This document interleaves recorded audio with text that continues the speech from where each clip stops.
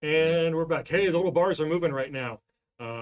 Welcome again, everyone. Do we sound good? Yeah. Okay, we sound good this time. Sorry about the Fixed it. technical difficulties there, folks. We left our streaming setup at the end of the holidays, and apparently things need to be restarted, and some updates happened. We had to fix a couple things. It's been a few weeks. It's been a few weeks since we've been in the studio.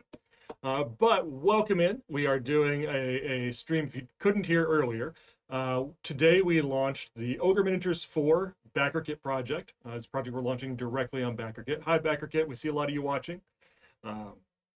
And it's already met its goal, or its initial first goal at least. But yeah, it's been a long time coming.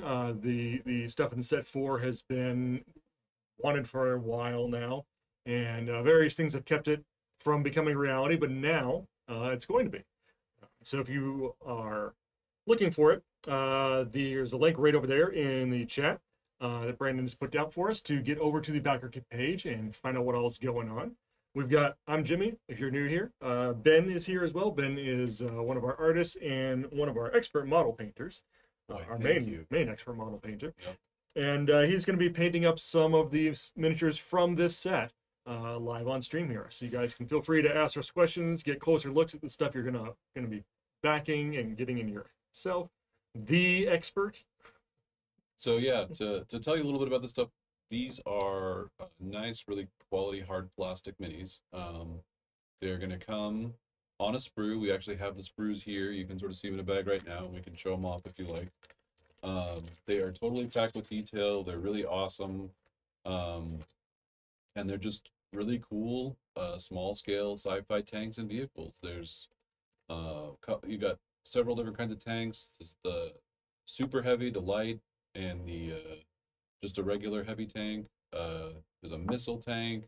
You got multiple kinds of GEVs. I got one of the little ones here. This is the little Gremlin light GEV.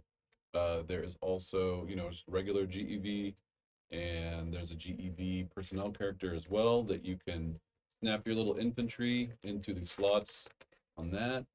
So they're all really cool. I think they all came out really great, and I think people can have a lot of fun with these. If you want to try something in a little tiny scale, they're great.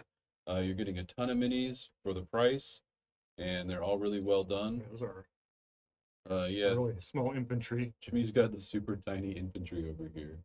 And if you are watching this from BackerKit, or if you just click on BackerKit, you can scroll down. You can see some really big zoomed in pictures of some of the ones I've already finished painting. And the ones I have today, I actually started these many months back at the same time as the others. I was working on this one on stream quite a while back, and I think that's on one of the videos that's on BackerKit. But the way to start with this, so I wanted to do red. That's kind of the official combined color scheme for the ones that we've done so far. The Marks 1 and 3 were done in red, although the Mark 5 was done in yellow. So the best way to, red is one of those colors that everybody always has a hard time painting because it is really difficult to get a nice, flat, solid coat of bright, vivid red. And really the easiest way to do that is to sort of kind of cheat.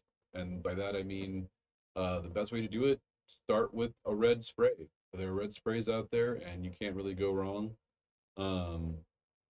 If you don't want to use a red spray, start with something like white, and then you can airbrush on a nice flat red. But really an airbrush undercoat or a red primer, that's the best way to get that really vivid red.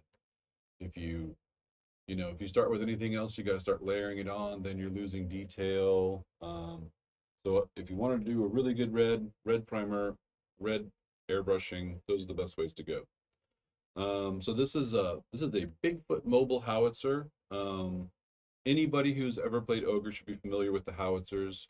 Those are like those key pieces that can help blow an ogre away. But if you've never gone past like the basic ogre stuff, they also are coming a version that moves, and that's what these guys are, the Bigfoot mobile howitzers. Pan Euro has had their mobile howitzers for quite a while. I think they came out in the mini set 2, and Combine finally have their own version.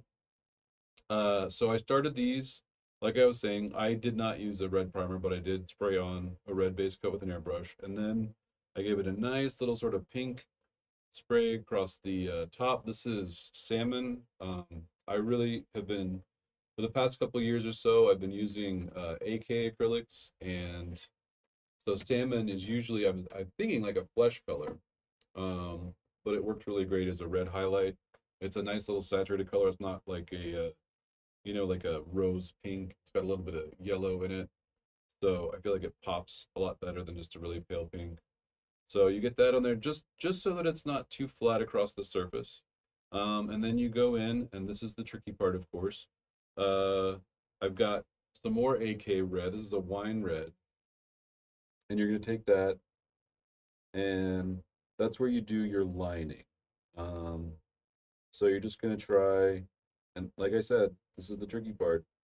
You're going to go in there and just try to get that along in every single crease so that all the detail really pops. Now, this is how I did it. For those of you for whom this seems a bit daunting, of course, these also do really well with just dry brushing. So you could start off with a darker red and dry brush that with a lighter red, followed by kind of more of a pink like the salmon. And just so folks know, Ben did not have an accent. He just uses his hand as a palette. Yeah, That's paint. I forget. It's so regular to me. It's like so it just Well, when there's a multiple colors up there, it's one thing, but right yeah now it just looks like you yeah it cut looks like I yourself. gouged. No, yeah, Uh, I'm okay. Yeah, the wine red really does look like a pretty serious injury, so I do not need to get to the emergency room.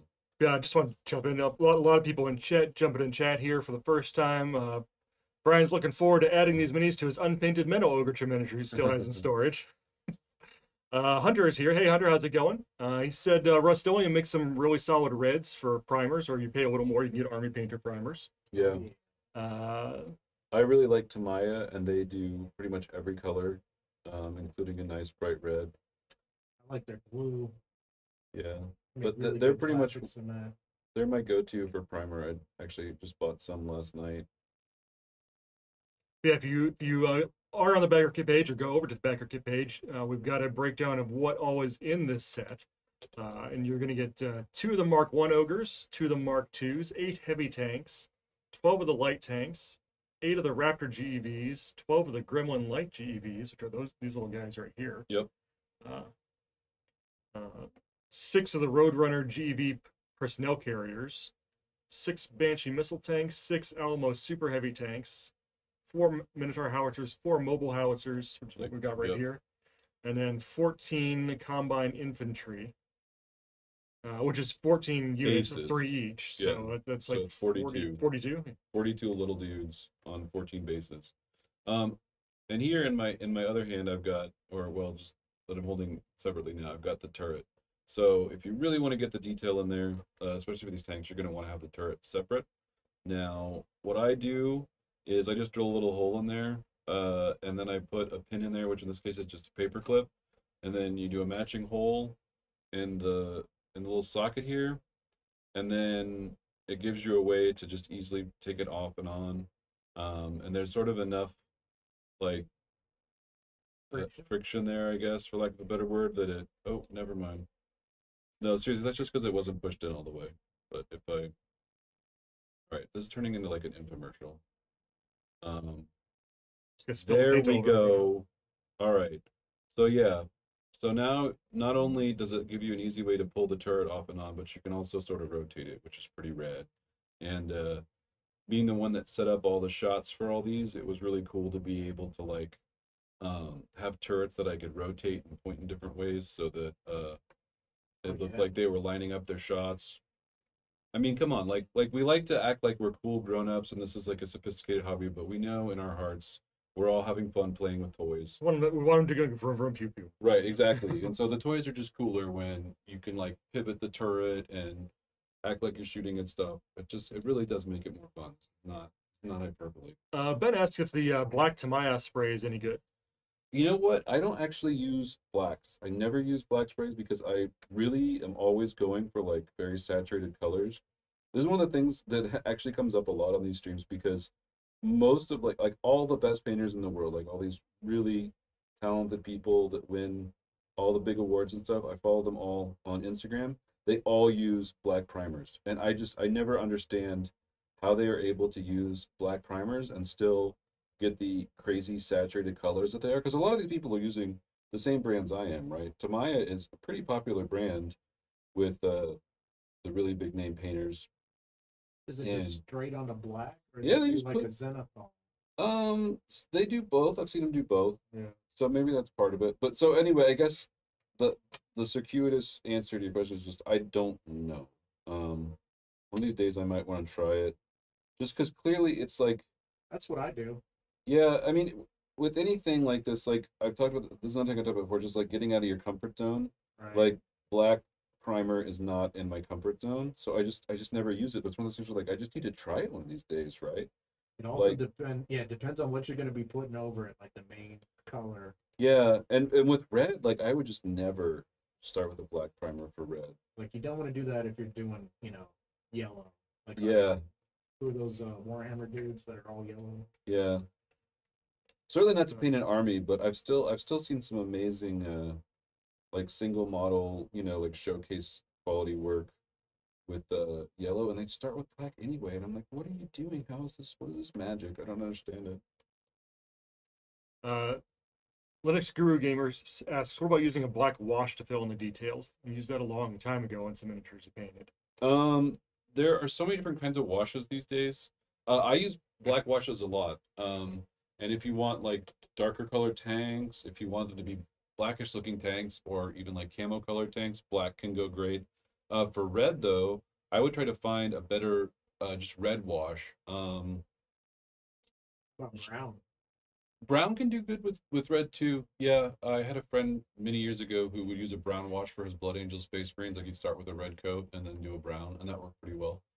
Um, with Games Workshop washes, like since they added the contrast line, so many of them have changed so much. Like I use AK acrylics, but Games Workshop, their Citadel line, that's still my go-to for washes. But I like there's so many of them now. I haven't tried them all yet. I did actually try the Blood Angels red contrast paint recently, and I like it, but it's not actually great as a wash. What it is like it's great to put on after you've done all the highlights and shading, like to do like a very thin layer, and it just like makes everything like, like Right. twice as red as it was before. Vibrant. Right, exactly. Like it adds this red saturation to it, but I don't know what a really good like red wash is if you want red, but surely they have one. You can probably figure it out online. But yeah, it's all about what you want. Black is great for like darker things, but if you want to do red tanks or red minis, I'd say try to find a good red wash. Yeah, Hunter suggests maybe using a panel lining for says black washes can leave the surface darker, so for panel lining you might try a panel liner from Tamaya. That's something I haven't tried. Yeah, that's another thing. Like there's a whole like universe, for lack of a better word, of paints and hobby products that tend to stay sort of in the realm of like the traditional scale modeler that could maybe be very useful for the things that we do as miniature gamers. All the Tommy Austin. Yeah, because like if you're a minis gamer, it's easy to sort of limit yourself to what you see in game stores, right? And that's usually the Games Workshop hobby display, Yeah. and like now you're seeing Vallejo more and more, Reaper more and more, and then at least one store in Austin, AK paints. But what you don't see in your game stores as much are all the scale model hobby stuff. You got to go to a model store for those, and then there's just so many of them. It's like a whole different world to explore just of how all these different products work, which ones you want to use where. Like stuff like weathering powders. I know that's something that you don't usually see outside of the scale model hobby that miniatures gamers do tend to find and pick up a lot. But it's another one that I've just never really gotten into. But there's a lot of great stuff. Yeah, like, and I don't even know what panel liner is, so And hey, that's why it's cool that we get people in chat who know this stuff and will tell us about it. You ever tried like Sharpies and pens and A stuff? very long time ago, yeah, I had like a client that's how they wanted all of theirs done. But and I never tried like other colored Sharpies. Like maybe there are like little micron pens out there, Right. red micron pens that might be great for this. But I only ever tried it with the black like he wanted. And for me, it was like this has a little looks a little unnatural, so I Yeah. never really used it on my own stuff. Is it that weird Borderlands look? Yeah, Like cel shaded almost. right. And what's right. interesting, I don't know if you guys have seen this stuff before, but there's like a whole crazy, people call it comic book style. It's something you see I a have lot seen more that. lately. Yeah. Some of it looks really awesome. Yeah, the people who have gotten good at it, I mean, it's basically just like what Jimmy said. It's just like a Borderlands foe or whatever come to life on a table. Yeah, Hunter says it's kind of like the idea of Gundam markers. Yeah, like yeah. the Gundams have a whole series of, they do a lot of marker painting for their stuff. Yeah, and Gundams are like yet another thing it's that they're neither like tabletop minis or scale modeling. They're like a whole other thing. Yeah, they're their own universe, really. They have their own like crazy tools that can actually be Right. really rad. Like I know somebody who does Gundams, and they had this it was like a glass file. Huh. And it was just like you could just like file something down to just like almost like a mirror finish. Wow. But it's because it's so important for like the Gundams because you're not really supposed to paint them most of the time. So whenever there's Right. like a sprue mark, you want to be able to make that just disappear, like it was never there. If you for tabletop gaming, if you can see it a little, well, the paint goes over and it's gone. But it doesn't work that way with Gundams. So just want to let people know we are doing some specials for early backing on Oh this yeah, on this I love project. specials. So for the first 48 hours, which started about 34 minutes ago, so 47 hours and or while supplies last, we'll one randomly selected Ogre Mark III or Mark V in black plastic. There are limited supplies. Limited supplies of these. It's unpainted and requires assembly, so you'll basically get the sprue or pieces off the sprue. While supplies last is very important, as we can only cover about 2,300 folks or so. So we'll see how long those last, because we're burning through. We are well over double our initial goal now. Oh, nice. 169. See, 169 backers already. Y'all know good models when you see them. Yeah. Someone asked, how would they do with the slap chop? Um, Speed paint. See, that's the thing. The detail on these is so fine that you have to get like a really good wash. I haven't tried the speed paints. I assume you're talking about the Army Painter speed paints. They'd probably do okay. It's something I need to give it a shot with. With the There are a lot of flat surfaces. yeah, and that's kind of the problem. Like, cause they're kind of old style sci-fi, right? You have a lot of flat hulls, a lot of geometric shapes to make these things up. And so especially on something like this, like that flat surface is not always the best for the wash. And really they're kind of too small to do a slap chop with because these are tiny. Like this is, you have a quarter or something, Jimmy? Like this is almost as small as a quarter. That's one of the big units. And yeah, That's this is not an this is Ogre, one right? of the larger units. I swapped out Wallace, so I don't have a. And this like tiny little You guys still gremlin. carry money? Yeah, right. This little I used to carry quarters for the longest time, just in case I need to fill my tires. But now those things all take credit cards. You I just have like a portable swipe thing your that does credit that. So we've got a Car Wars car. Oh yeah. As some reference style. Looking for what bits we have around the studio. We got a zombie die.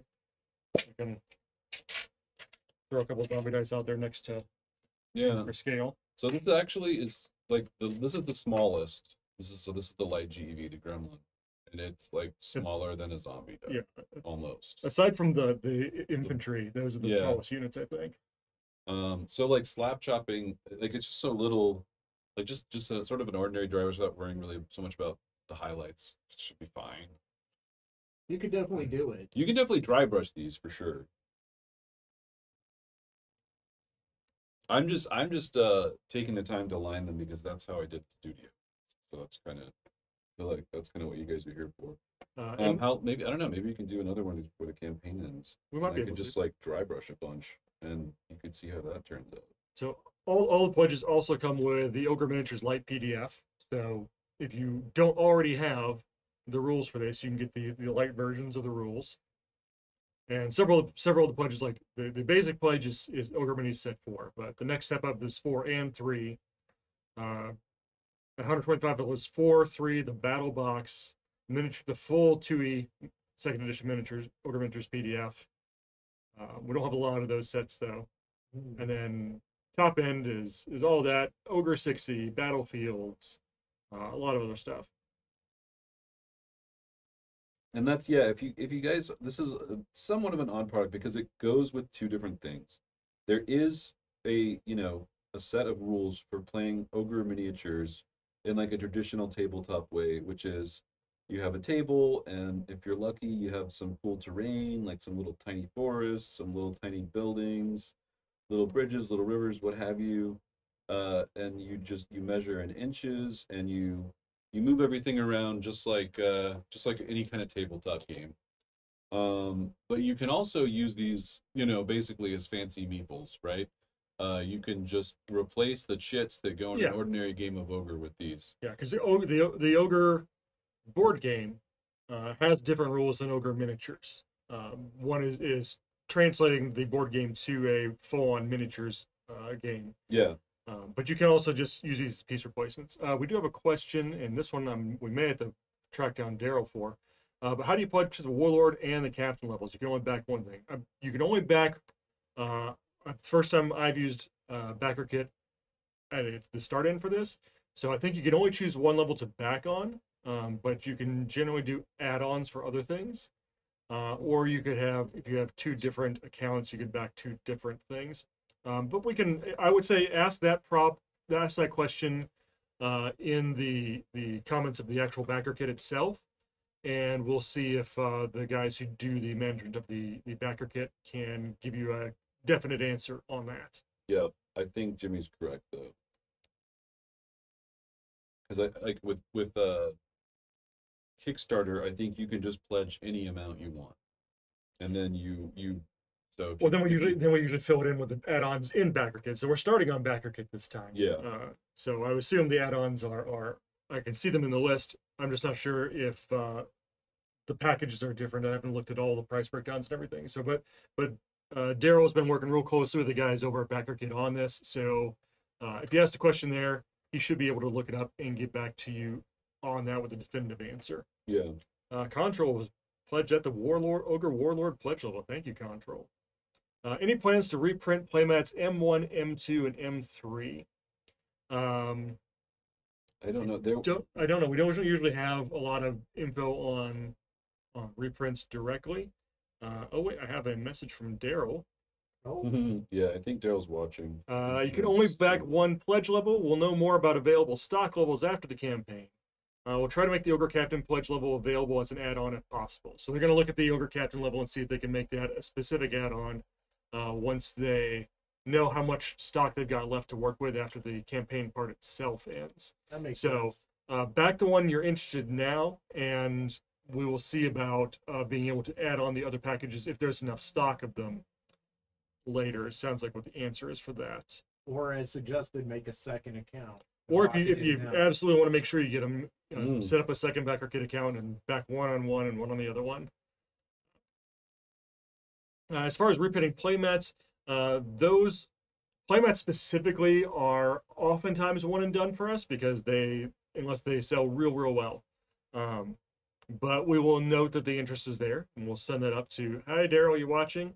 And they can know there is interest in that and keep that in mind, or see if they can dig any out. No one carries a quarter for Aldi. We don't have Aldi's down here. Yeah, we don't, do we? Nope. I don't know what a quarter gets you at Aldi anymore, but shopping carts. Shopping carts. You pay for your shopping carts?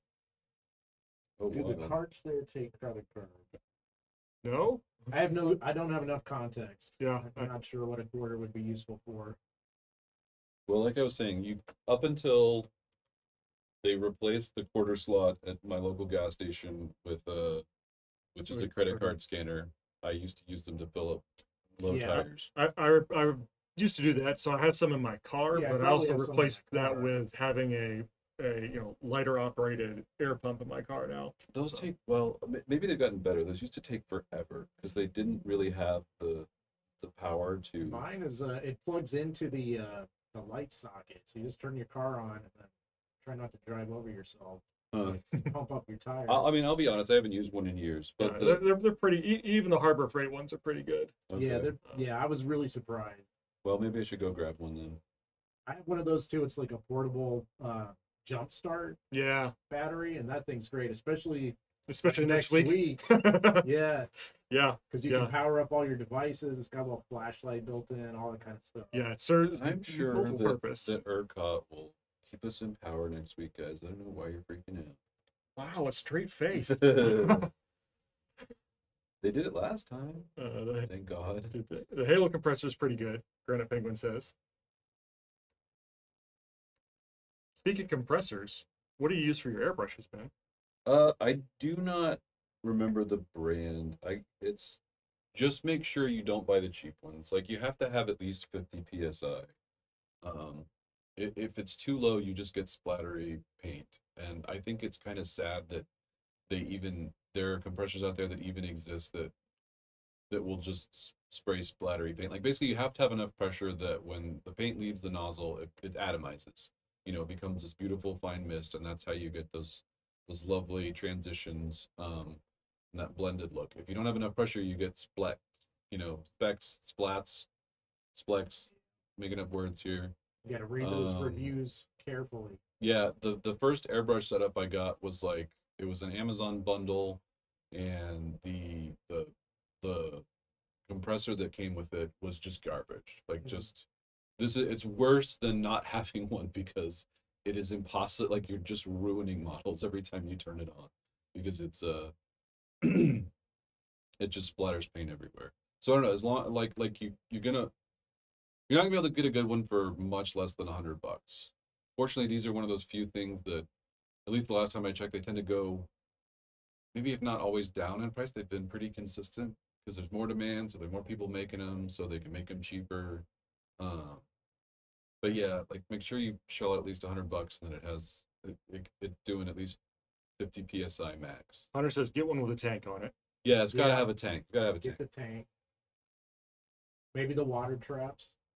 Yeah, you want a water trap too, unless you're like out in like Arizona or something. Right. And even if you have one, a lot of times you can still end up getting a little blast of water coming through, because it really does happen. Like a bit water will build up in the line until it finally all comes out, and what you get is suddenly it's like a drop of water comes out in the middle of like this nice fine mist of paint, and it will ruin whatever it's pointed at. So without a water trap, that's just going to keep happening alternatingly depending on the humidity level. Or I get his just legit just saved his compressor. Like saved it how? Like kept it from getting water in it and rusting out. His compressor wasn't running great, and he checked the water trap and had been backfilling. Oh yeah, you got to blast those out. It's what's kind of nice. It's kind of satisfying when you're painting to just like depress the water trap button and it just goes and sprays water everywhere. So just try to remind yourself that that's kind of fun, and then you'll never forget to do it. Did I bring? No, I brought my black. So the one set pledge for BackerKit is $40 for if you get it during the campaign. After the campaign, the set's going to retail at just right here my thing. It's going to retail at $49.95. So even the base set is going to be a good deal if you get it on BackerKit now. But I mean, it's over 80 minis, so that's a really good deal in this day and age. Palmer's just joined us at the captain level. Thanks, Paleomerus. There we go. We are almost at 200 backers. Nice. First 45 minutes. Nice work, folks. Thank you for joining us. We know a lot of you have been looking forward to this for a long time, so we're glad we can finally get it there for you. I got to ask, though, And I mean, thanks so much to all the Ogre fans who have pledged. But is there anybody who happens to be watching that didn't really know anything about Ogre and was just like, hey, these are really cool little uh, sci-fi vehicles, and you know, there's not that much out there at this scale. I think these would just be cool to own. Anybody like that so far, by any chance? Let us know in the comments. Yep. That's one of the things there- I'm curious about. There's one. The wrong bard knew nothing of Ogre until recently. Cool. Yeah, because like I said, I think they're a really high quality. It's a really high quality kit. They're really cool little minis, and they don't really look like anything else out there. Ogre kind of has its own style, you know. It does. It's like you said. There's a lot of very like geometric tanks and stuff. Yeah. But, It's really set it's one. a good sci-fi. The original set, like those tanks just look so fantastically like 80s or maybe even 70s. Like they are like boxy and triangular. Like they're just But like they look like 70s and 80s sci-fi. yeah. Like not like that's like they are a bunch of tank minis, but they don't. Some of the like the heavy tanks kind of resemble. Yeah, well, like with modern this, day. like so this is like the Combine, obviously, right? And Yeah. it looks a little bit like a fusion between, like, it looks like a futuristic tank, but one that was kind of inspired by modern tanks. Like the Combine infantry, or sorry, the Pan-Euro infantry are like they're just. I wish we could maybe we can get some in here because I think there might be some in the other room. Are there? I can go check. But or you can bring up a picture of them. But they're We can't. they're Yeah, just so splendidly boxy and geometric. I'll see and what I can those are go the ones find real quick here.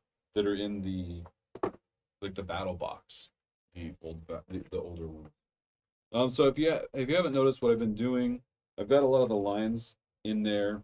So now I'm like very much a non-metallic metals painter.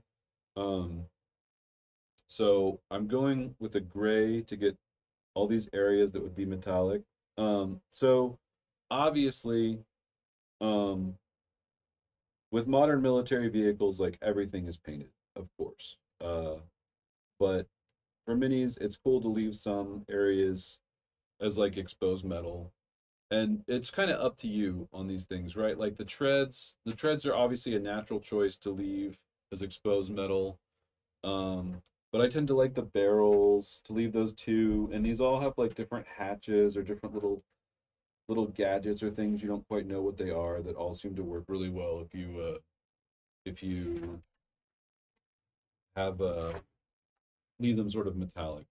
So for the metallic spots, one of the things I like so much about non-metallic metals as like a style is you can, there's a lot of grays involved, but you can pick like what color grays, like what tone. There's like within the AK range, there's like a color called gray blue. I use this one a lot for non-metallic metals because it's a desaturated blue. And I mean, when you're doing non-metallic metals, what you're trying to do is you're doing an illusion on a three-dimensional space of like reflected light. So basically like a tiny painting of the sky on these little things. So gray blue works really well. For these though, I'm going something a little bit warmer, and that is Vallejo's green gray. It's just a little bit of a warmer gray. It's kind of like a gray with a little bit of yellow, or I guess green mixed in. It's a little more yellowish than green. And then I've got some ivory, this is an AK, or at least I thought that I did. I basically just throw all my paints in this tub. There we go. Before running out the door, heading down here. So you're doing like a tank barrel, what you're kind of trying to think about is how would what does like a steel beam look like, or a steel pole, a steel cylinder, and the way those reflect light. I mean, you can even see it on this shape, even though it's not metallic, is you have these sort of nice streaks of highlight that go kind of down either side. You can try directly from above, but that never looks quite right. So what I do is like kind of at 45 degrees, sort of a whitish streak down the left, and then on the right, And you kind of want to build that up just like you would with anything else. So I'm going to start with that green gray, but with a little bit of ivory mixed in. And because this thing won't stop spinning, I'm going to pull it off. That's part of the whole reason why it's attachable anyway. So just use the side of your brush, get that down the side. If you do want to take the time, you know, if you want to make that one really special, super awesome tank, you can go in there and you basically would just use more transitional colors. So like add just a little bit of ivory, then a little more, then a little more, and keep getting these highlight streaks increasingly thinner until you're ready to just do a pure ivory streak. But that's what's good when they're this small. I mean, it's hard to blend, but it also doesn't require as much blending because your eyes will sort of do a lot of the work there, unless you got them right up under your face. So the wrong Bard says he picked up a used set of Ogre at the local game store, and then literally got the notification we were doing the miniatures. He was a big fan of Bolo growing up, so stoked to get into this. Haru.591 says sort of middle ground. He never was into minis even when it was in the demo force, but having played it in the Ogre Revival several years ago, it's a lot of fun. Doesn't have room, but it isn't into painting too much. We have someone join us, Olympus joined us at the Ogre General pledge level, and Frag is an exception to minis. All right, and Ben, I did find several of the I don't know if these are any of the specific ones you were looking for, but we got the old. Yeah, these are the this is the yellow one. I don't know. You can do a little quick zoom. These are the Pan-European units. So this is a Pan-European heavy tank, and I just love how like the geometric, like it's so boxy. It reminds you of something you'd see in like an early '80s video game, especially one of those really early ones where they were actually doing like those really early 3D ones. But I love it. I love how sloped it is and flat. Low polygon. Yeah, right. You know what? It would really be cool to at some point try to just like start one of these off black and then no highlights, no shading, just like a perfectly thin line of like fluorescent yellow down each edge. So then it looks like something on a just like a Tron tank. Right, exactly. Yeah, Yeah. I did one of those Oh, did you? at one of our NordCons. Oh, rad. But yeah, so if you compare this one to the newer one, like the Combine guys, when they do their units, it's a little bit more, it looks a little bit more like a normal one. Let's see something real Like a quick. normal Oh Yeah, yeah. Chat says Battle Zone. Hey, Jimmy's Brandon, coming in here with the is our chroma key still on? I don't know what that is. It might be. Is that like Are you seeing The yellow was looking weird. It was looking like it was filtered some. All right, anyway, somebody was talking about black earlier. I've actually got a pot.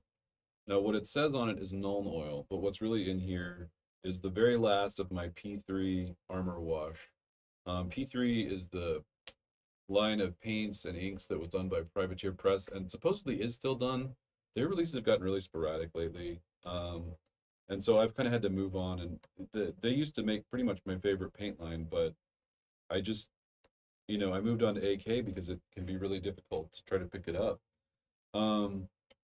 So when I was down to the last of my P3 Armor Wash, which is just their black wash, I just put it all in this tub because it's easier to use that.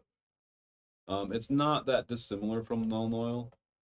I do wish it was easier to find because I think I like it a little bit better. It's thinner, and it just really goes into the crevices. And Nuln Oil, assuming they haven't changed the formula, it's really thick, and it can actually really get in there and almost like mess up the detail a little bit if you lay it on too thick. But this stuff won't do that. The downside though is this stuff dries really glossy, so you gotta spray it with some kind of matte spray when you're done, which you should be doing anyway though. So that's never really bothered me. But I did it I'm doing it after highlighting here. There's different reasons to do it before or after highlighting. Usually I do it before highlighting though. But I'm going to take that wash and go over all the grays that I put down earlier. And that's really to help get all the way down into the cracks. So the problem is it can bleed out a little bit. So I'm going to try, especially on this hatch, get it all the way around, fill in all the shadows, get in all the lines, but not bleed out into the red, which I want to keep safe and clean.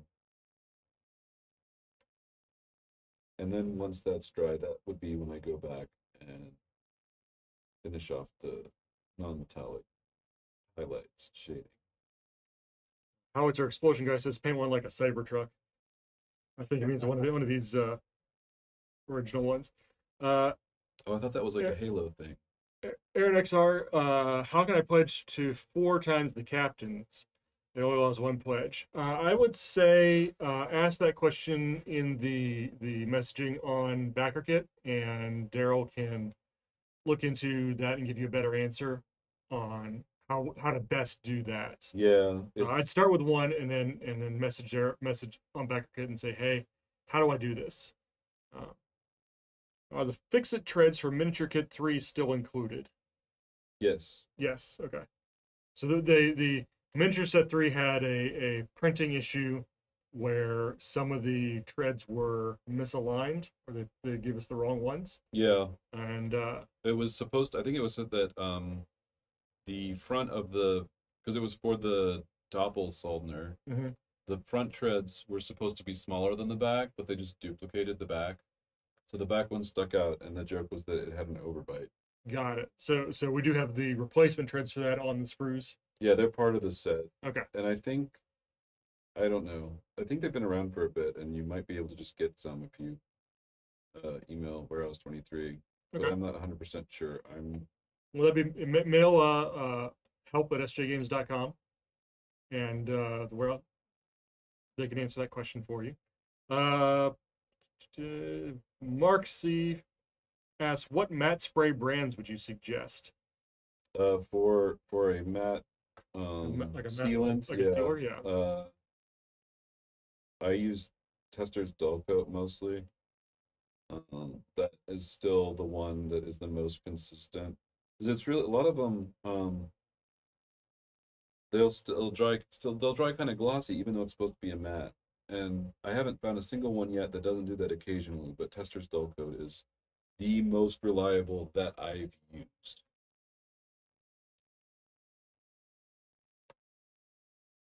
All right, maybe. So I'm gonna need to let that wash dry for a bit. So I guess I could move on to, what's the name of just the regular heavy tank? Everything has a name. They do all have names. Let me scroll down here. So it's the Ogre regular Ranger, the Ranger heavy tank. So I'm working on a Ranger, which is different from these. Is that a saber? I don't know the names of the old ones. Yeah, I don't either. I don't think we focused on it as much when we were doing the crowdfunding for that set.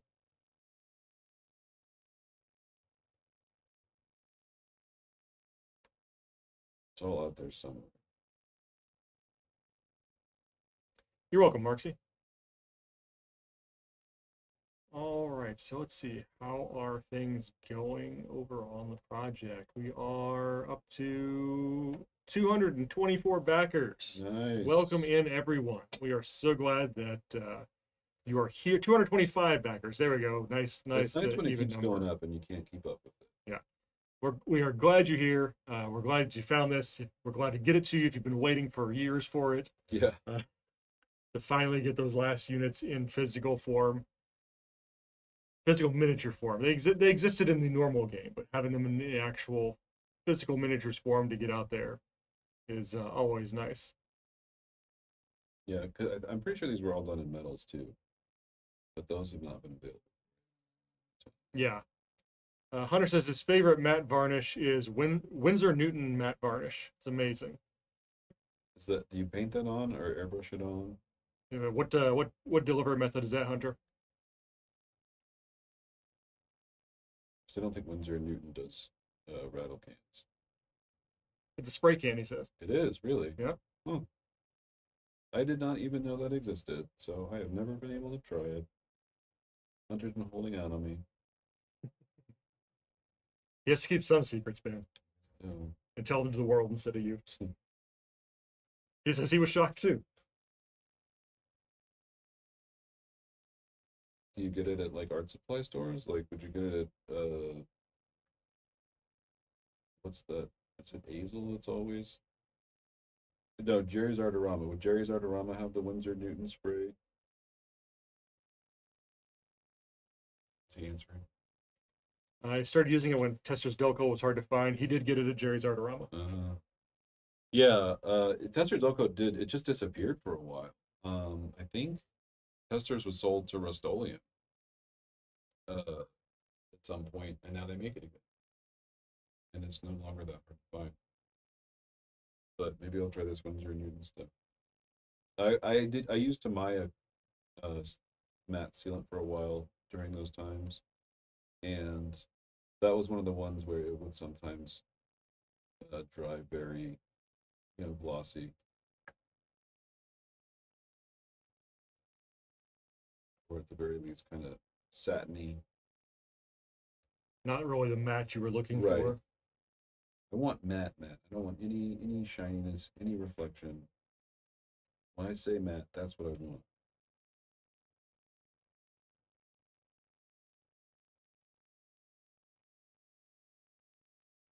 And for those of you who have already backed, do keep coming back to check the campaign page periodically. Daryl's going to be putting up some polls, or Daryl and Steve probably been putting up some polls for just for some fun information and what things you're looking for, what your collection looks like, some stuff they'd like to know.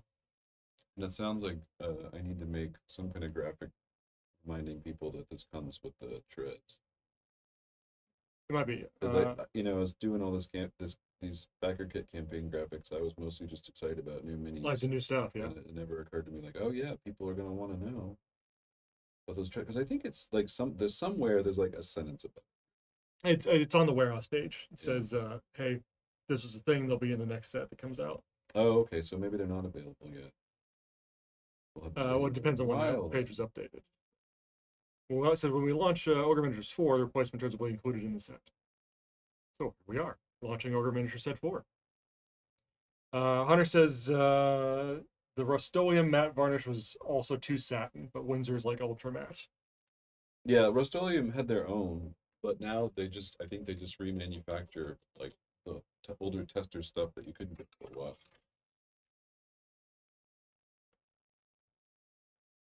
Do any of you guys have other questions about Ogre Ogre Miniatures, about what Ben's doing? For you new folks, would you like to hear some Ogre lore, some background? Because I know a little bit of it. Been around here long enough to have picked some of it up. Dark Future, there was only wait, that's not ours. In the grim dark future, I don't know why everybody was trying to kill each other, but who needs a reason, right? Ogres are our origin story is topical again. Yeah. AI tanks suddenly. Yeah, they are the original AI tanks. But yeah, the ogre is supposed to be a one vehicle army, and they are there to crush all the generals and dignitaries and leaders hiding out in whatever unfortunate nation or territory's command post. And so that was the original game of Ogre. Originally, it was just one Mark III, and you were trying to desperately use all the standard forces at your disposal, all your tanks, all your hovercraft, all your howitzers, to try to stop that thinking giant cyber tank before it came and crushed and killed all your people. And the Ogre Wars, they go on and on for decades. I don't remember exactly when they started. It may have been, Ogre's from 1977, so the horrible cyber tank wars may have actually begun in the distant, terrifying year of 1997. 2003 or something like that. Or exactly, or 2002, right? That's 25 years post the game's design, right? That doesn't seem that crazy. We might have giant cyber tanks roaming around 25 years from 1977. These ones Jimmy is arranging are the ones from the battle box. From the Ogre battle box. So I think the only way to get these older units is to pledge at The level that has the battle box in it, which is that's the big level. the contents. And I think you can get those in glow in the dark form. With the glow in the dark add-on. The lieutenant level has Lieutenant level is sets 3 and 4. It's 3 and 4. Because set 3 was only the 2 huge vehicles. It was just the Fencer and the Mark III. If you get set 4, that's really the level, right? Because you're going to be the Doppelsoldner, which is one of the giant ogre things in that set. That's pan-European. That's their equivalent of the ogre. So the units that you get in set 4 are combine units. So those are like the 2 factions squaring off against each other. The Doppelsoldner is like the equivalent of an Ogre Mark V. So you're going to need everything probably to take it out. And see, all those cool painted set 4 minis are at my house, where I've been keeping them in case I need to take more pictures, which has come up a lot over the course of planning this campaign. So I'm glad they were there. So the let's see, the 125 level, which is the Ogre General, has the battle box, and set 4, set 3, the battle box, and the Ogre Miniatures PDF. Okay. Yeah, see that's probably like the money level. I can't remember exactly how much goes in the Ogre battle box. Hopefully somebody wrote out the content somewhere on the page. But it's a lot. That was one of the things we didn't have time for, was like an exploded graphics showing everything that's in the battle box. And I mean, part of the problem was like just tracking down sprues. You know, I don't know if we have any like unadulterated sprues of the minis that are in the battle box left. You know, they've all been put together. Let's see, the battle box had set 1 and set 2 of Ogre Miniatures. So there's a Mark III, a Mark IV, and a Mark V Ogre. And then for the Pan-European Defense Forces, you've got 1 Fencer with an extra Fencer B turret, 6 super heavy tanks, 4 mobile howitzers, 4 howitzers, 8 heavy tanks, 6 missile tanks, 8 GEVs, 12 light tanks, 12 light GEVs, 6 GEVPCs with 3 infantry each, 14 infantry bases with 3 infantry each, and a command post. And these are all, of course, the older sculpts. Yeah, those are the Pan-European. Right. Because the original Ogre is the Combine have the Ogre, and the Pan-Europeans are the ones desperately trying to stop it. Right. And so they had those Pan-European units versus Combine Ogre. But I guess they did stop it because the Pan-Europeans were around for long enough to create Fencers and Doppelsoldners, which were in set 2 and set 3. And so that's their version of the Ogre. So those are the things that if you want to be really fluffy, you'll be fighting with your set 4 units. But you can also line them up against an Ogre. I mean, I think one part of the point of Ogre Miniatures is Ogre, the board game, is those specific scenarios. But Ogre Miniatures, you can lay out your full armies and everything else. You can point costume and set up big stuff, fights against each other. With you can use just the defense forces against each other, or and also duel with some ogres. Late war, as the Ogre Wars continued to rage, everybody, like the tech got out. You know, the specs were leaked, and everybody figured out how to make their own ogres. So ogres were everywhere, fencers were everywhere, and everybody was worse off for it. So it's not, you know, you don't have to say, oh, well, I have Combine, so I can only do ogres. Right. Or vice versa. What OS was the original Ogre? Windows? I don't think so. It was Windows 3.1. No. Whatever one they used to kill the aliens in the first Independence. Mac OS 8? I don't think so. Did he have a Mac? He had a Mac. No, MacBooks didn't exist, man. Yeah, that's what I thought. Like, I thought he had a PC. Yes, but it was That right. was the joke all my computer friends It- used to make, and when that movie came out, was he didn't download a virus, he just uploaded Windows. Except that the on-screen graphics they were using was Mac OS like 7 or 8. Um, yeah, on his PC. Powerful. There you go. Kind of rather large Ogre Minis collection when plagiarized. That's the idea. So you can have tons of these things, have big old battles with each other. Mm-hmm. 1977 original Ogre was a small micro game, cost $2.95. That was in a little plastic bag. Mm-hmm. Actually, I think the first one was in the Metagaming magazine, wasn't it? Mm. I thought I guess I always thought the first one was in one of those, like, I mean, we call them VHS boxes. They're not really VHS boxes, but they're pocket box. I think it yeah. came in the bag first, Really? and then because we did the little Ziploc Yeah, we bag. did a bag edition, Yeah. Which it's probably long gone, but we did the Ogre 1977 edition. It did indeed come in a bag. Yep. And it was tiny, and we charged like next to nothing. I think we sold it for the original price. Yeah. It was part of the one of the either the first or the second campaign we did. We had the stretch goal to reprint the original edition with slightly better, like I think we pre-cut it. Yeah, I think we did too. And additionally, there was I don't know if it was a stretch goal or an add-on, but there were also just the original counter art, but on Ogre 6th edition sized tokens. So nice big fat ones instead of the teeny tiny little squares. Yeah, from way back when. That's the nice thing about 6th edition is the tokens are they're already punched for you. They are, or they're in a sheet, I think, but they're die cut. They're bigger. We can still read them. Because we made the fonts bigger. The board size increased some, but it's all a nice, real easy to manage or easy to set up set. The game is still the same, but the component upgrade is pretty nice for just the 6th edition base board game box. Yeah. And it has the 3D cardboard ogres in there, chipboard ogres. We've got about 15 minutes left here, Ben. What else do you want to show off or talk about? What do you guys want to talk about? Do you guys have more questions for us? Yeah, I guess I was curious, do we have any of the backers from that 2012, our first 2012. It was our first Kickstarter project was Ogre Designers Edition. And that was when we made the news for having the largest board game Kickstarter ever. At the time, yeah. We didn't quite break 1 million, but nobody had come anywhere close to that with a board game. Yep, it was up there. It was big. That thing is still bigger than some coffee tables. Yeah. It was heavy. It was 26 pounds of cardboard. Yeah. In that box.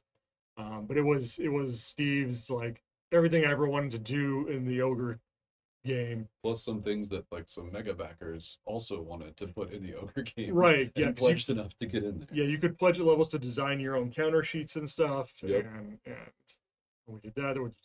We learned a lot of things about Kickstarter because that was our very first one, and it was kind of the early days. Learn enough to know not to do it again. Yeah, right. We learned some things. We forgot some things. We didn't learn some other things. I learned a lot. You were here then? Yeah, the campaign had started when I first started working here, so it was my first big project. I remember building the spreadsheet to put everyone's orders together, and then we had all the. There were a significant number of people who had problems during the shipping that we had to track, and I was in charge of all of that. Because at the time, everyone got all their stuff. At the time, Brandon was the assistant to the Ogre line editor. That's true. Yeah, I was Ogre line. Daniels. Yep.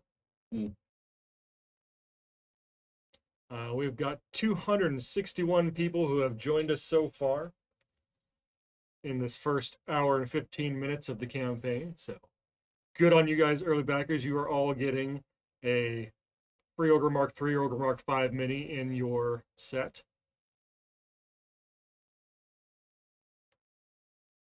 Which is only good for the first 2 days here. So tell your friends if they want those free bonus minis while supplies last. They can get in the first 48 hours here.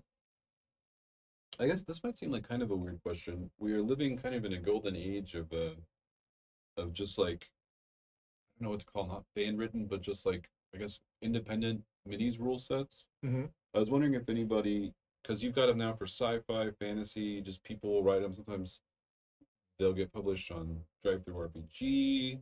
Sometimes like Osprey will pick them up, like they Just like did house rule with, sets? yeah, The homebrew sets. yeah. Well, not necessarily homebrew. I mean, some of these are actually published. I was just wondering if anybody knows of like, are there any sci-fi game systems out there that people have written with that are kind of like minis line agnostic, right? That people might use these for. Like with tanks. Yeah, like because There was one that I saw many years ago, and it wasn't for tanks, but it was for kind of like Gundam-ish type battles, like giant. It was for like giant robot battles and stuff. yeah, but- that was but it. Were those the ones that Ash Barker wrote, the guy who does Gorilla Minis games? I think so. Was it because they were like designed for like making like a Lego? Oh, maybe it's not the same. I think it was Mobile Point Zero or something like that. Is what it was called. No, I don't remember what this one was called, but it was. I also want to say it was like War Dogs or something, and like that's what they called mechs, like dogs, or who knows what I'm getting confused. But no, so I remember a mecha one. But no, I mean like the first big one was like Frostgrave was like this cool way to like take minis from all these different fantasy systems and do little skirmishes with them because it wasn't made by a minis publisher. It was a Osprey. They just wrote the Right. system and said, Yeah, bring your units. yeah, I think that's who it is. They because they typically write like historical stuff.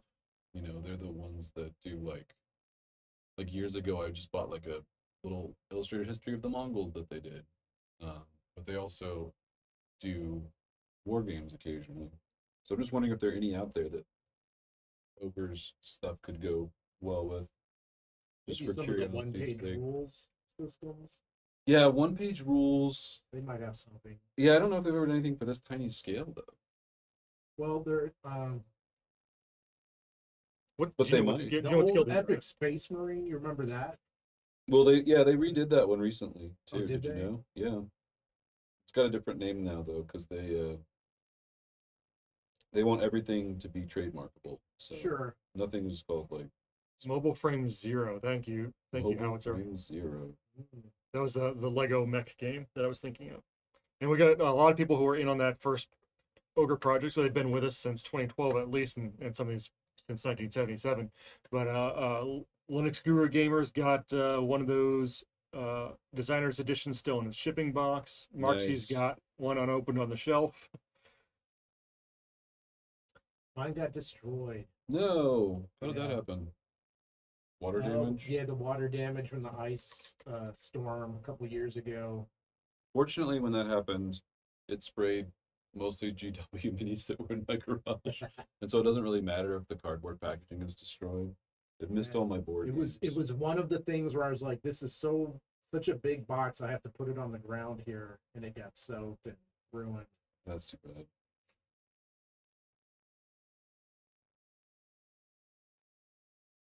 I'm looking at this now, trying to decide if there's any other things that would look cool as metallics. Jimmy, scroll back up to the heavy tanks. I don't remember exactly how I did it. Oh, there. All right. What else? So I did some like little random bits. There's like weird little gizmos on the front of the hull. Yeah. That I did. These guys up here. Yeah. Like this weird little, I guess it's like a hatch. I probably don't even Okay, need to there's paint them your- gray first. I can just start there's as an exploded version for you. black. Boom. Yeah.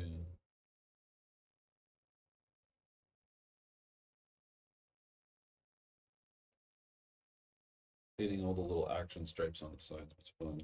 During the Ogre Kickstarter, we promised to redo Car Wars. Thanks for keeping that promise. Yeah, we did, and we did. It's out. It's You out. can It's get available. it. Car Wars 6 edition is available now. We might be playing some soon. I Took gotta like 8 see what's on the years. schedule. Never got the T-shirt though. Should have got the T-shirt. I've seen people The wearing those t-shirt. around. There was a T-shirt if you backed at a certain level that said I made Steve Jackson work on Car Wars. Yep, I've seen those on people's bodies at cons. Brian Rombo says Deerside 2 from Ground Zero Games is a miniatures agnostic micro armor rule set. There you It go. imposes rules for oversized, i.e. ogre-sized, units. Dirtside 2. Nice. Yeah, I wonder if those are any good.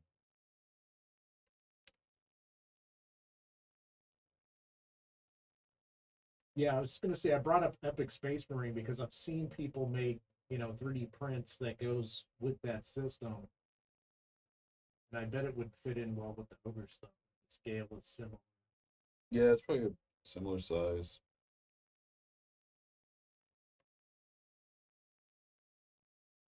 And if you're just joining us, we are nearing the end of our stream here, but there are so far 276 of you who have backed this already on BackerKit. And again, in the first 48 hours here, you're going to get, while supplies last, a free Ogre Mark 3 or Ogre Mark 5 miniature. This will be going to retail after the campaign is done, but it's going to be about $10 more retail for the base set. I mean, I think when you say going to retail, we will sell it. We will sell it. 23. So I think it's going to be. It'll be for only. sale. They're direct only. That's right. Thank you for the catch on that. And there's not. I mean, LGSs can't always get our direct sales stuff. It's just a little bit trickier. Than right. It's not going to be in the distribution channel. Probably won't be in the distribution channel. Yeah. And then we're expecting to deliver these in June of this year. At least that's our current estimate.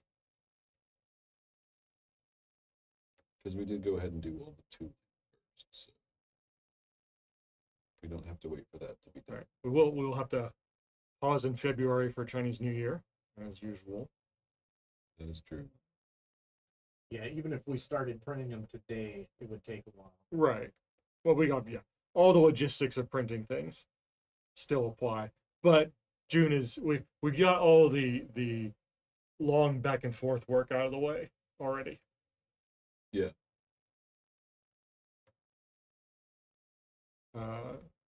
Dirtside 2 is also free to download from the GZG site. Are they already in production? I don't know if they're in production already, because we have to generally give them a quantity when they start the runs and stuff. But since we've done all the back and forth and the proofing stage and we have final sprues, final proof sprues and everything. How many we're going to make of them, right? Because there's a limited amount.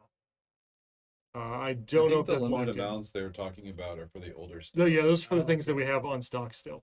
Because we don't know if we're going to reprint them. Yeah, but the designs, the sculpts, the sprues, they've already been designed. We've already had them do test runs for us. We've already approved all those. So now it's just a matter of finding out how many we need to make, getting on the schedule to make them and ship them, and getting them over here and everything else like that. 281 folks. It's great seeing. It's a great start since we sat down here. Well, we sat down at 10 minutes after it launched. So, where are they being made? Are these being made at GPI through GPI? I believe so. Yeah. Yeah. So these are being made through our normal producer at Grand Prix International, out of China. They work with our liaison for a lot of our, especially a lot of our plastics projects. So they will have to ship to us on a ship.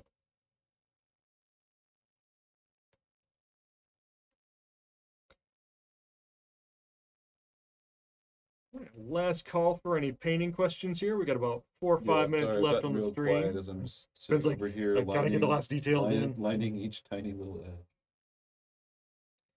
I'll clear some of these off. We can throw some of the sprues up here on the table to see. Oh yeah.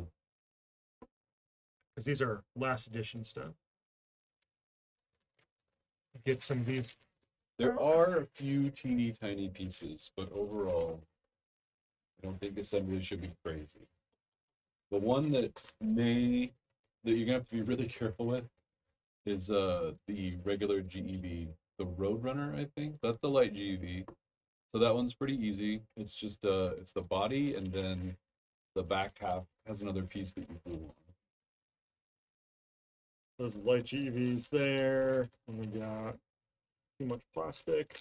But I don't know. I think that's like one of my favorite models because I love that it just has this giant turbine in the middle of it.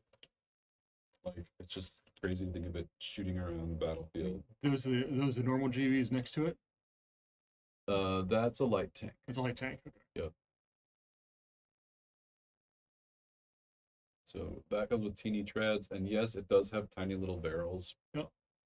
So those are going to be something You're gonna want to be very careful when you're clipping off sprues. All right, now These you've are got the heavy tanks missile for- tank missile with the tank. missile tank. Yep. Sort of these back in afterwards.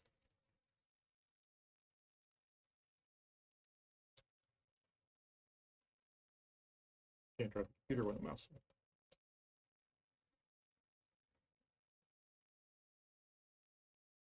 And what's really cool about these that I noticed, at least for most of them, it's hard for you to accidentally glue the treads on the wrong way. They have like different sockets front to back. So you won't accidentally glue the treads on with the wheels facing inwards. There's the GVPCs, personnel carriers, with the personnel they will be carrying.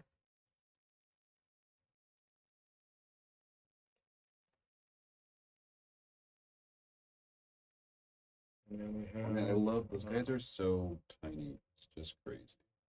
Some of the howitzer, That's the regular howitzer. And these are the Ranger tanks, Ranger heavy tanks. Yep. Those are each 4 pieces, the body, 2 treads, and a turret. That's what I'm painting right now. You got this. Now he's got the super heavies headed that way. Yep. These are the super heavy tanks. So when you put those together, make sure that you glue that double turret into the top of the hull before you glue it to the lower half of the hull. Because Go to this part before you glue this part to this part. Yeah, because if you glue the top into the bottom section, you can't get them in anymore. I mean, you could, like, if you had sprue clippers, you could just like clip the very tips of them off and sort of nest them in there. But that's a little extra work. It's not, so if you do it wrong, it's not like game over, but you want to get the guns into the top half before you glue it to the bottom. Some more personnel units with their bases that you can slot 1, 2, or 3 into. A couple of different formations on those bases. And then, here's the GEVs. Yeah, so those are the ones, they have those tiny little lollipop thingies, for lack of a better word. In the middle there. Yeah, those are their little turrets. Because they do have a tiny gun that you glue on the top. So those, be extra careful when you put those together. Because if you could lose them easy. That's the sort of thing, if it fell on your carpet, it's just going to disappear. Yeah, keep your cat away. That's always a good. And then lastly, we've got, looks like one of the ogres. Yeah, the bigger one is the Mark II. So, what you got there is actually what we had a question about earlier. You got the treads, the extra. Oh, treads. the extra treads. I want to be able to see the nice replacement black treads. on black. Yeah. There you go. These are replacement treads for the set 3 units. And this is an Ogre Mark II. Couple Ogre Mark IIs. Also have to kind of. Yeah, you get 2 of each. Do you have a? Did you? So you don't have a Mark I? That's too bad. I wonder where it is. This is what James had for me. Yeah, So I think I'm probably hogging the other ones because I took some home to paint. I took some home to photograph. I wanted to be able to photograph them on sprue and off, so I probably ended up with all of those. Did not think to bring them with me. But there's photos. Yeah, there's photos on the project.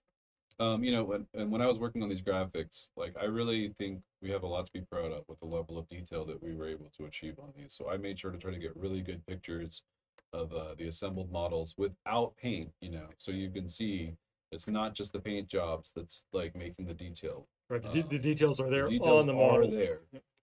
And speaking of paint jobs, I guess I'll go ahead and put these out. I was at a good stopping point. I didn't really get to finish those metallic areas I was talking about, but I think I mostly got the line work done on a little Ranger and a Bigfoot. So they would need a little bit more work to be up to the quality of the rest. I need to finish off that non-metallic metal, and also the studio ones had some black freehand on them. Yeah, little hash marks on the front and everything. Just to unit design. I went with like triple lines on a lot of them because it made me think of like sharks with gills a little bit, just giving like this predatory, subtle hint of like a predatory creature. And I know whenever there are like bright red tanks, there's someone out there I can feel them getting annoyed that they're not camo. But you got to remember, this is the far future. They've got radar, so you just don't worry about camo anymore. Right. Right. It's This is like, you're not trying to fool the human eye anymore. right. Because But you might want to make sure that anybody looking at you knows which side you're on, so they don't accidentally shoot. Right. And the other thing, it's also kind of almost like a coat of arms. Yeah. It's like you put on that red paint job and say, hell yeah. Or paint job I'm with 3 the slashes. Combine, You're with okay? I'm with Combine Division 12, all right? Thanks for dropping by, Linux Guru Gamer. For things like this and some Car Wars minis, you made the choice to do the lines manually, not dry brushing. What's your reason between one and the other one? I think manually it looks better. It's if you're trying to do like a more of a display piece, but dry brush, if you want a cool tabletop level set, dry brushing's great. You know, dry brush your heart out. You can do some cool stuff. I should, if I have time, I think it might be good to dry brush some of these set 4s just to show what else can be done with these minis. Because not everybody is going to want to paint. It's going to want to individually line Every single one. Especially not with your whole collection. Yours are usually getting close-up photography of them to put on box art. Yeah. And for a tabletop, dry brushing is perfectly fine. Mm-hmm. And Granite Penguin says one of the lore things is that what you're looking at when you're playing Ogre is not necessarily real. It's what the battlefield representation is on your commander's map in whatever bunker you're calling the battle from and everything. Because so the bright colors make sense. That is the other thing. Part of that is it's not really to scale, right? So when you set up your table, the distances that each model is apart from each other aren't really like each hex is a kilometer. Yeah, exactly.